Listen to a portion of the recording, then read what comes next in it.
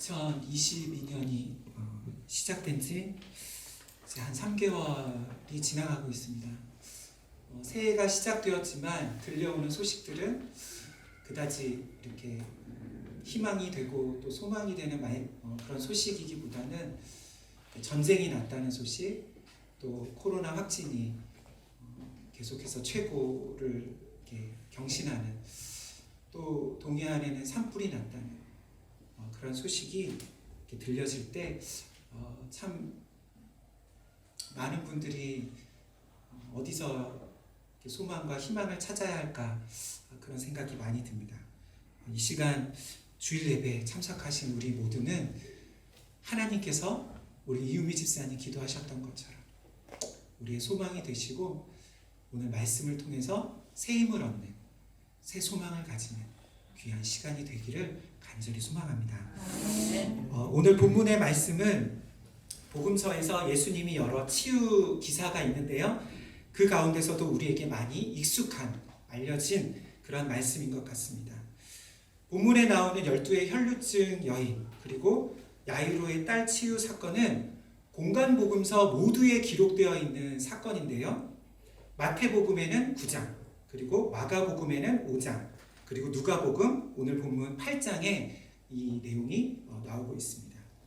먼저 본문의 전체적인 구조를 조금 우리가 한번 살펴봤으면 좋겠는데요, 예수님께서 야이로의 딸을 고쳐주시기 위해 이제 그의 집으로 가시는 도중에, 그러니까 앞뒤로는 야이로에 대한 그런 말씀, 내용이 이렇게 나오고요, 그 사이에 12의 혈루증 여인의 치유 스토리가 이렇게 들어가 있는 그러한 구조로 되어 있습니다.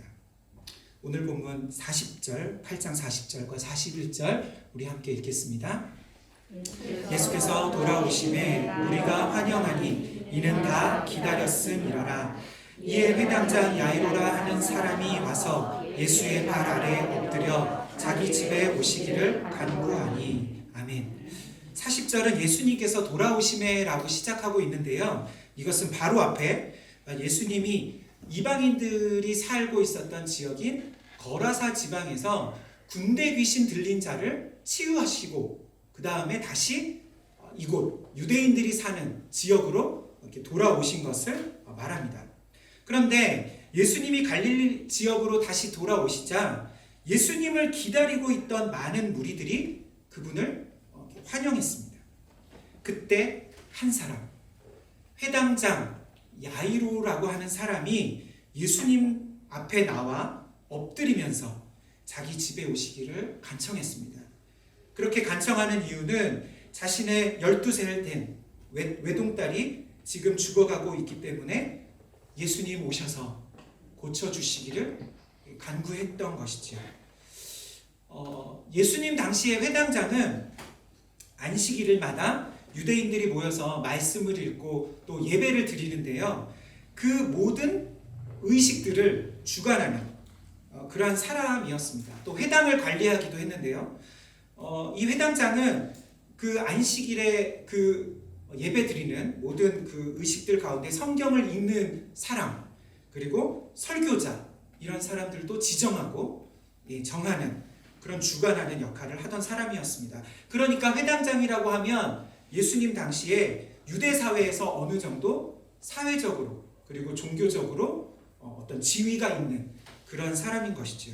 이제 회당장 야이로의 간청으로 예수님은 그의 집으로 가시게 됩니다.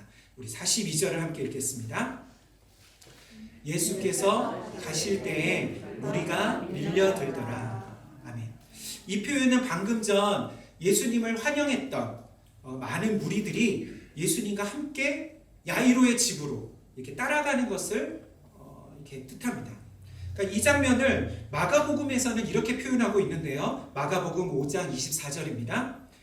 이에 그와 함께 가실새 큰 무리가 따라가며 애워싸 밀더라. 아멘. 그러니까 지금 이 구절 이렇게 후반부에 보면 큰 무리가 따라가며 애워싸 밀더라라고 이렇게 표현하고 있는데요, 원어의 뜻은 숨이 막히게 하다, 숨 막히게 하다라는 의미도 있습니다. 그러니까 지금 이 상황은 예수님이 큰 무리에 이렇게 둘러싸여서 숨이 막힐 정도로 사람들에게 이렇게 막 밀리면서 이동하고 있는 것을 묘사하는 그런 표현인 것이죠. 그런데 그때 한 여인이 등장합니다. 오늘 본문 8장 43절로 44절입니다. 함께 읽겠습니다. 이에 혈루증을 앓는 중에 아무에게도 고침을 받지 못하던 여자가 예수의 뒤로 와서 그의 옷가에 손을 대니 혈루증이 즉시 그쳤더라. 아멘. 성경 본문에는 누가복음의 저자는 또 다른 공간 복음서 어디에도 이 여자가 누구인지 그의 이름은 나오지 않고 여자에 대해서 나오는 것은 그가 어떤 병에 걸렸는지에 대해서만 알려주고 있습니다. 이 여자는 12해 곧 12년 동안 혈루증을 앓아왔고 또 아무에게서도 고침을 받지 못하던 여자였습니다. 혈루증이란 병은 여성들의 이제 부인병 중에 하나인데요. 생리기간이 아닌 중에도 자궁에서 여자의 자궁에서 피가 흘러나오는 그러한 질병이었습니다. 그런데 이 여인은 이 혈루증을 12년 동안 앓고 있었고 그동안 많은 고통을 겪어온 것이지요. 마가복음에는 이 여자에 대해서 조금 더 자세하게 이렇게 말하고 있습니다. 마가복음 5장 26절입니다. 함께 읽겠습니다. 많은 의사에게 많은 괴로움을 받았고 가진 것도 다 허비하였으되 아무 효험이 없고 도리어 더 중하여졌던 차에. 첫 번째로 이 여인의 고통은 많은 의사들에게 많은 괴로움을 받았다는 것이죠. 이것은 여자가 자신의 이 혈루증을 고치기 위해서 많은 의사들을 찾아다녔다는 것을 의미합니다. 그런데 그 당시의 의사들은 대부분이 남자들이었습니다. 그래서 여자의 고통은 단순히 육체적인 그런 병으로 인한 육신의 그런 고통만이 아니라 정신적인 고통, 여자로서의 수치, 그리고 마음의 괴로움, 이런 것을 많이 겪었다는 것을 의미하는 것이죠. 뿐만 아니라 두 번째로 이 여인은 이 병 때문에 가진 재산을 다 허비하게 되었습니다. 아마도 여인은 12년 동안 자신의 이 병을 고치기 위해서 병에 좋다고 하는 것은 안 해본 것이 없었겠지요. 병에 좋다고 하는 약이나 방법은 다 해봤을 것 같습니다. 그러면서 모든 재산을 다 잃게 되었습니다. 성경에는 또 나오진 않지만 오늘날에도 가족 중에 이런 중환병에 걸린 그런 가족이 있으면 온 가족이 함께 그 고생을 겪게 됩니다. 아마도 이 12의 혈루증 여인의 가족들도 이 여인의 무거운 짐을 그동안 함께 졌을 것 같습니다. 그런데 문제는 그렇게 많은 의사들에게 많은 괴로움을 받고 또 모든 재산을 다 허비하기까지 했는데 안 해본 것이 없는데 병이 호전되거나 나은 것이 아니라 더 심해졌다는 것이죠. 다시 말해 이 여인의 삶은 12년 동안 당시 사람들의 평균 수명이 약 40세에서 50세 정도라고 하는데요. 그러니까 아마도 인생의 3분의 1 아니면 이 여인의 나이는 알 수 없지만 인생의 절반을 이 병으로 인해서 너무나 고통을 겪었고 남들에겐 당연한 일처럼 여기지는 그런 일상의 일들이 이 여인에게는 불가능한 일이었고 더 이상 어떤 희망도 소망도 가질 수 없는 그런 상황에서 예수님께 나온 것입니다. 그러면 이 여인은 어떻게 예수님께 이렇게 나오게 됐을까요? 마가복음에 조금 정보를 주는데요. 5장 27절입니다. 함께 읽겠습니다. 예수의 소문을 듣고 무리 가운데 끼어 뒤로 와서 그의 옷에 손을 대니. 아멘. 여자는 예수의 소문을 들었습니다. 아마도 예수라는 분이 어떤 병이든지 고친다더라 라고 하는 그런 소문이었을 것 같습니다. 여자는 직접 예수님이 기적을 행하시는 장면이나 또 예수님이 어떤 분인지 잘 알지도 못했지만 그저 예수님의 소문을 듣고 또 그 예수님이 이곳에 가까이 오셨다라는 소식을 듣고 나온 것이죠. 마치 오늘날로 말하면 이런 것과 좀 비슷한 것 같습니다. 예수님을 전혀 모르는 분이 크리스마스 같은 날 또는 친구나 부모님, 가족, 지인들 때문에 그렇게 우연하게 교회에 나온 그런 일과 비슷한 것이죠. 다시 말해 이 여인은 너무나 평범한 방식으로 예수님께 나왔습니다. 그런데 이 여자에게는 믿음이 있었습니다. 그 믿음은 예수님의 옷에 손을 대어도 자신의 이 병이 나을 거라는 믿음이었습니다. 여자가 어떻게 이런 믿음을 가지게 되었는지는 알 수는 없지만 그 믿음으로 인해 여자는 많은 사람들 사이로 들어가서 예수님의 뒤로 다가가 그분의 옷을 만졌습니다. 여기서 우리가 잠깐 생각해 볼 것이 있습니다. 그것은 당시에 혈루증 걸린 사람에 대한 구약의 율법의 내용입니다. 레위기 15장에는 유출병에 대한 율법이 나오는데요.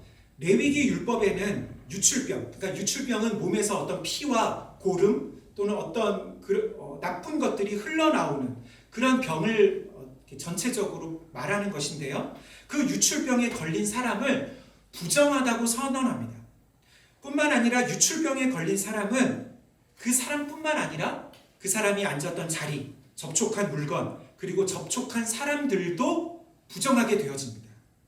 그래서 율법에서 부정하다라는 말은 오늘날에 우리가 이해하기에는 조금 어렵지만 쉽게 말하면 부정하다는 것은 신학적인 용어로 죄는 아니지만 impurity 또는 unclean, 그러니까 순수하지 않고 정상이 아닌 상태, 그러니까 오늘날로 말하면 마치 코로나 바이러스에 걸린 그런 상태와 비슷하게 그 사람의 부정함이 다른 사람에게 전염되지 않도록 이 사람은 사람들로부터 떨어져서 분리되어서 살아가야 하는 것이죠. 또 중요한 것은 이렇게 사람이 부정한 기간 동안에는 성전에 들어가는 것도 금지됩니다. 그래서 이 사람은 하나님께 예배할 수도 없었습니다. 그럼에도 이 혈루증 여인은 자신이 율법을 어기는 것을 알면서도 또 무리들 사이에 숨어 들어가서 12년 동안 그 병으로 연약해진 여자의 몸으로 수많은 무리들을 뚫고 가서 예수님의 옷을 만진 것이죠. 그때 여자가 예수님의 옷을 만진 순간 그의 혈루병이 즉시 낫게 되었습니다. 오늘 본문 45절과 46절입니다. 읽겠습니다. 예수께서 이르시되 내게 손을 댄 자가 누구냐 하시니 다 아니라 할 때에 베드로가 이르되 주여 우리가 밀려들어 미나이다. 예수께서 이르시되 내게 손을 댄 자가 있도다. 이는 내게서 능력이 나간 줄 알미로다 하신대. 아멘. 갑자기 예수님이 가시던 길을 멈추시고 누가 내게 손을 대었느냐고 물으셨습니다. 그리고 예수님의 이 물음에 제자 중에 베드로가 주님, 사람들이 이렇게 밀면서 가고 있는데 누가 손을 대었느냐고 물으십니까? 이렇게 말했습니다. 다시 말해 베드로와 그리고 베드로뿐만 아니라 이곳에 있었던 다른 모든 사람들이 예수님의 말씀을 이해하지 못하는 것이지요. 그런데 누구는 알았을까요? 바로 혈루증에서 치유된 여인. 그녀는 예수님이 누구를 찾는지 알았습니다. 이제 여인은 더 이상 자신이 숨지 못하게 된 것을 알고 예수님과 사람들 앞에 자신을 드러냈습니다. 그런데 이것은 매우 위험한 일이었습니다. 왜냐하면 여자가 사람들 앞에 자신을 드러내면 자신이 율법을 어긴 것과 즉 많은 사람들을 접촉한 것과 무엇보다 예수님을 만진 것으로 인해서 사람들에게 돌을 맞을 수도 있는 그런 두려운 상황에 처하게 되는 것이죠. 그런 상황에서 여인은 자신이 예수님께 손을 댄 이유와 그동안의 자신의 모든 사연을 다 말합니다. 그러자 예수님은 이 여인에게 뭐라고 하셨을까요? 함께 누가복음 8장 48절을 읽겠습니다. 예수께서 이르시되 딸아 내 믿음이 너를 구원하였으니 평안히 가라. 딸아, 예수님은 이 여인을 향해 딸이라고 부르셨습니다. 본문에는 이 여자가 누구의 딸인지 그 부모에 대해서 나오지 않습니다. 그런데 예수님은 이 여인을 딸이라고 부르십니다. 누구의 딸이라는 것일까요? 이 여인도 하나님의 귀한 딸이다. 곧 하나님의 자녀라는 뜻이 아닐까요? 그리고 나서 내 믿음이 너를 구원하였으니 라고 말씀하십니다. 이것은 이 여인이 행한 모든 일은 그가 믿음으로 행한 일이었고 그 믿음으로 인해 하나님께서 너를 고쳐주셨다라는 것이지요. 마지막으로 예수님은 여인을 향해 평안히 가라, 곧 샬롬이라고 말씀하십니다. 예수님의 이 말씀은 하나님께서 내 병으로부터 자유케 하셨으니 이제는 그 12년 동안 고통 가운데 그 질병에 매여 살아온 너의 모든 육체적, 정신적 고통, 마음의 괴로움, 상처의 짐을 다 벗어버리고 자유롭게 하나님의 딸로, 하나님의 자녀로 그렇게 살아가라는 것이지요. 그런데 그렇게 예수님이 여인과 말씀하시는 동안에 야이로의 집에서 사람들이 도착했습니다. 본문 49절입니다. 읽겠습니다. 아직 말씀하실 때에 회당장의 집에서 사람이 와서 말하되 당신의 딸이 죽었나이다. 선생님을 더 괴롭게 하지 마소서 하거늘. 예수님이 지체하시는 동안에, 이 여인과 말씀하시는 동안에 야이로의 딸이 죽었습니다. 그래서 사람들이 더 이상 예수님을 모시고 갈 필요가 없다는 것이지요. 더 예수님을 괴롭게 하지 마십시오. 그럴 필요가 없습니다. 그렇게 말했습니다. 그때 예수님은 야이로에게 뭐라고 말씀하셨을까요? 누가복음 8장 50절입니다. 함께 읽겠습니다. 예수께서 들으시고 이르시되 두려워하지 말고 믿기만 하라. 그리하면 딸이 구원을 얻으리라 하시고. 우리 함께 다시 한번 읽을까요? 두려워하지 말고 딸이 구원을 얻으리라. 두려워하지 말고 믿기만 하라. 이 말씀은 마치 이런 뜻입니다.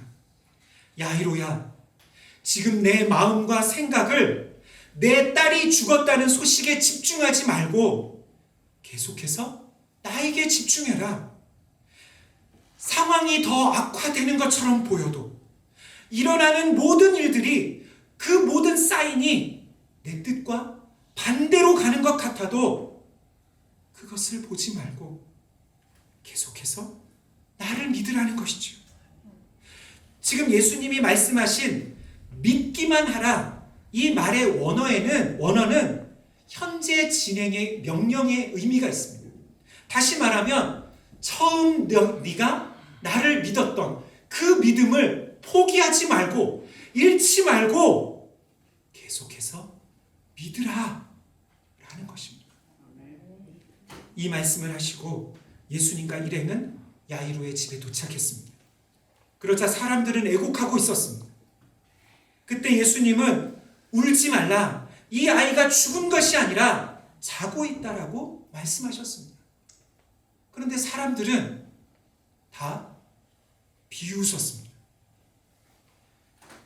예수님은 죽은 아이의 손을 잡아 일으키셨고 그 순간 아이의 영이 돌아와 이 아이가 다시 살아났습니다. 마가복음에는 소녀야 일어나라 달리다 쿰 믿음이라고 나오는 것이죠. 이것은 예수님이 죽은 자를 살리신 첫 번째 사건 기적이었고, 더 나아가 이 사건은, 이 기적은 예수님의 부활을 예표하는 사건이 되었습니다. 사랑하는 성도 여러분, 오늘 말씀의 핵심은 바로 믿음입니다. 저와 여러분에게는 이런 믿음이 있나요? 저와 우리 모든 산돌의 성도님들 가운데 우리의 어떤 고통과 절망과 장애물도 뛰어넘는 예수님의 능력을 향한 믿음이 있으시기를 예수님의 이름으로 축원합니다. 설교를 처음 시작할 때 말씀드렸었는데요. 오늘 말씀은 예수님께서 야이로의 딸을 고치시러 가는 도중에 그 사이에 12의 혈루증 여인의 치유 스토리가 들어가 있는 그런 내용이라고 말씀드렸습니다. 둘 다 믿음이 그 중심에 있습니다. 12의 혈루증의 여인의 믿음은 딸이 죽었다는 소식을 들은 야이로에게 어떤 절망의 상황에서도 계속해서 믿음을 가지라는 도전이 되는 것이지요. 그래서 이름도 등장하지 않는, 성경에 그 이름도 나오지 않는 12의 혈루증 여인이나 회당장 야이로라는 이 두 사람 모두에게는 믿음이 필요했습니다. 그래서 우리도 마찬가지입니다. 인간적인 생각으로 보면 12의 혈루증 여인이 치유되는 것도 어려운 일이지만 야이로의 딸이 죽었다는 것은 그보다 더 어찌할 수 없는 그런 불가능한 일이라고 우리의 관점에서는 생각할 수 있습니다. 그러나 예수님께는 아닙니다. 예수님께 그 두 문제는 다르지 않습니다. 둘 다 예수님께는 같은 문제인 것이지요. 예수님의 능력에는 불가능이 없기 때문입니다. 그래서입니다. 어떤 문제가 저와 여러분의 삶에 있든지 중요한 것은 그 문제의 크기나 어려운 상황, 그 문제의 심각한 정도가 아니라 저와 여러분의 믿음인 것이지요. 중요한 것은 믿음이 있느냐라는 것입니다. 그 믿음으로 예수님께 나아가느냐, 그것이 중요한 것이죠. 또 한 가지 우리가 오늘 말씀에서 놓치지 말아야 할 것이 있습니다. 오늘 말씀은 믿음으로 12의 혈루증 여인이 치유받고 또 야이로의 딸이 살아났다는 것이 전부가 아닙니다. 이보다 더 중요한 것이 있습니다. 그것은 믿음은 예수님의 능력을 체험하게 하는 수단일 뿐만 아니라 그분과 인격적인 만남에 이르게 하는 통로라는 것이지요. 왜 예수님이 야이로의 딸을 고치시기 위해 급히 가시던 그 발걸음을 멈추시고 혈루증 여인을 찾으셨을까요? 왜 그러셨을까요? 그것은 예수님이 이 여인을 인격적으로 만나기를 원하셨기 때문입니다. 예수님은 누가 자신을 믿음으로 만졌는지, 그래서 자신에게서 능력이 나가게 되었는지 보기를 원하셨습니다. 예수님은 자신에게서 능력이 나감으로 그 여인이 육신의 질병에서 치유되는 것으로 만족하지 않으셨습니다. 왜요? 예수님은 이 여인이 육신의 병에서 회복되는 것만이 아니라 그의 정신적인, 그의 마음의 모든 영적인 고통으로부터도 회복되기를 원하셨기 때문입니다. 그러면 예수님과 함께 야이로의 집으로 갔던 많은 무리들은 어떤 사람들일까요? 그들은 예수님을 환영하기도 했습니다. 또 예수님과 함께 야이로의 집으로 갔습니다. 그러나 그들은 구경꾼과 같습니다. 그래서입니다. 사랑하는 성도 여러분, 많은 사람들이 예수님을 환영하고 또 그분께 나오지만 정작 예수님과 인격적인 만남에 이르는 분들은, 그런 사람들은 많지 않은 것 같습니다. 수많은 무리가 예수님과 함께 가고 있었지만 예수님의 능력을 체험한 사람은 믿음으로 예수님의 옷을 만진 이 혈루증 여인 한 사람입니다. 이 여인은 비록 많은 상처와 고통을 가졌고 그 이름도 등장하지 않지만 12해 동안 혈루증을 알아왔지만 이 여인의 믿음은 예수님의 그 발걸음을 멈춰서게 했고 그분을 돌아서게 만들었습니다. 저와 여러분들에게 이러한 믿음이 있기를 원합니다. 신앙생활에서 가장 중요한 것이 무엇일까요? 저는 첫째가 예수님과의 인격적인 만남이라고 생각합니다. 신앙생활 자체가 하나님과 나와의 그 1대1의 만남으로 시작되는 것이지요. 그리고 오늘날 그 예수님을 만나는 시간, 그 중요한 시간이 바로 예배인 것 같습니다. 그래서 많은 분들이 예배를 드리기 위해서 교회를 오고 또 영상으로 지금도 이렇게 참석하고 계시죠.